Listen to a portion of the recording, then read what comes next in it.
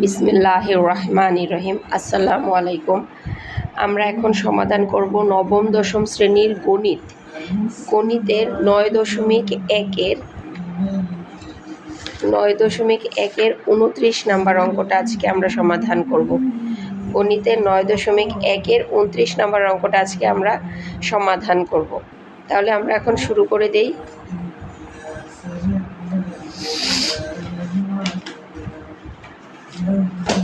বিসমিল্লাহির রহমানির রহিম। অঙ্কটা তাহলে আমরা তুলি। 2.9-29। আমাদেরকে আগে উদ্দীপকটা এঁকে নিতে হবে প্রদত্ত চিত্রের আলোকে। তাহলে আমাদেরকে এই চিত্রটাকে এঁকে নিতে হবে। আমি ফ্রি হ্যান্ডে এঁকে নিচ্ছি, আপনারা চাইলে স্কেল দিয়ে এঁকে নিতে পারেন। তো উদ্দীপকটাকে আমি তুলে নিচ্ছি ABC। এখানে হলো 90 ডিগ্রি, এটা হলো x প্লাস ওয়াই, এটা হলো x মাইনাস ওয়াই। এটার মান দেওয়া আছে 1, এটার মান দেওয়া আছে √3। তো প্রদত্ত চিত্রের আলোকে আমাদেরকে প্রমাণ করতে হবে বা বের করতে হবে ক এসি এর পরিমাণ কত। তাহলে আমরা লিখছি সলিউশন কয়ে আমরা লিখব পিথাগোরাসের উপপাদ্য অনুসারে। পিথাগোরাসের উপপাদ্য অনুসারে পিথাগোরাসের উপপাদ্য অনুসারে আমরা কি জানি? অতিভুজ স্কয়ার ইকুয়াল টু লম্ব স্কয়ার প্লাস ভূমি স্কয়ার।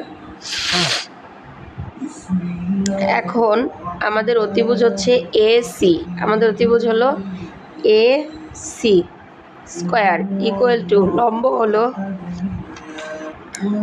আমাদের লম্ব হলো এবি স্কয়ার প্লাস আমাদের ভূমি হলো বিসি। তাহলে লিখবো বিসি স্কয়ার। এখন যেহেতু আমাদেরকে শুধুমাত্র এসি এর মান বের করতে হবে, কি বের করতে হবে? শুধুমাত্র এসি এর পরিমাণ নির্ণয় করতে বলেছে, এসি এর দৈর্ঘ্য নির্ণয় করতে বলছে। সেজন্য এখান থেকে আমাদেরকে স্কয়ারটা সরাতে হবে। তো স্কয়ারটা সরাতে হলে আমরা উভয় পক্ষকে বর্গ করে দিব। আমরা জানি রুটে আর স্কয়ারে কাটা যায়।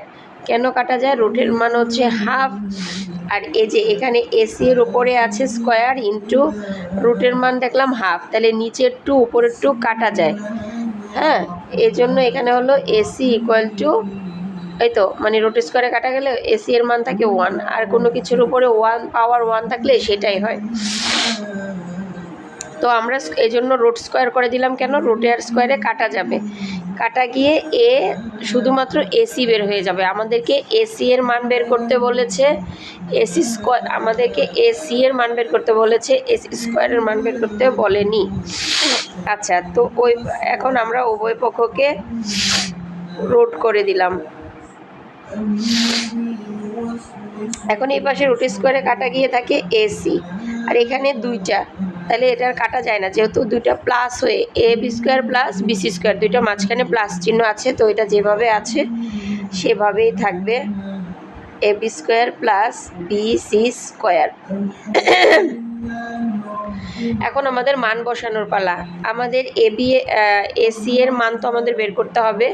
এবি এর মান দেওয়া আছে, এসি এর মান আমাদেরকে বের করতে হবে।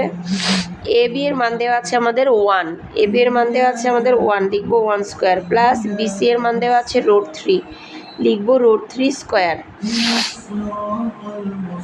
এসি ইকুয়াল টু রুট স্কয়ারে কাটা গেলে, আচ্ছা 1 এর উপরে স্কয়ার থাকলে কি থাকে 1, প্লাস এখানে রুটের স্কয়ারে কাটা গেলে থাকে 3।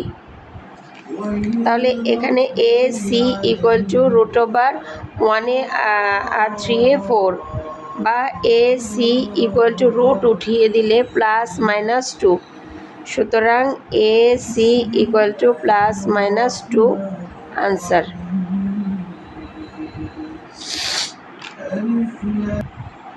বিসমিল্লাহির রহমানির রহিম। এখন আমরা করব 29-এর খ। 29-এর খ করার জন্য আমরা লিখব 29, তারপরে লিখলাম খ, তারপরে আমাদেরকে একটু উদ্দীপকের চিত্রটা এঁকে নিতে হবে ছোট করে। তো উদ্দীপকের চিত্রটা এঁকে নিচ্ছি। এ বি সি, এখানে আছে এক্স প্লাস ওয়াই, এখানে আছে এক্স মাইনাস ওয়াই, এটা হচ্ছে 1, এটা হচ্ছে √3। এখন আমাদের প্রদত্ত রাশি x tan a plus tan c, প্রদত্ত রাশি সমান tan a plus tan c। আমরা জানি tan c হচ্ছে বিপরীত বাহু, বিপরীত বাহু বাই সন্নিহিত বাহু, সন্নিহিত বাহু, বিপরীত বাহু বাই সন্নিহিত বাহু, প্লাস এখানেও সেম tan, মূলত tan থিটা সমান আমরা জানি বিপরীত বাহু বাই সন্নিহিত বাহু, সন্নিহিত বাহু, বিপরীত বাহু বাই সন্নিহিত বাহু। তো এখন আমাদের এখন যদি আমরা বলি tan a বলি, তাহলে এ কোণের জন্য বিপরীত বাহু হচ্ছে এটা BC, তাহলে লিখলাম BC। আর সন্নিহিত, তাহলে এই কোণটার সঙ্গে জড়িয়ে আছে AB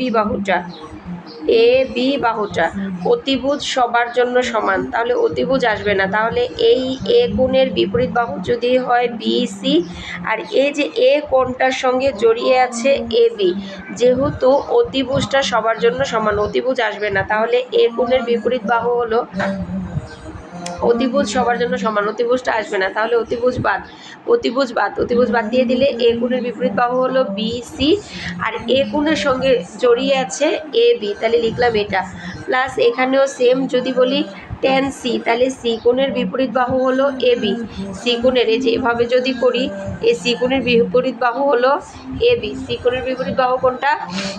AB, লিখলাম আমি AB।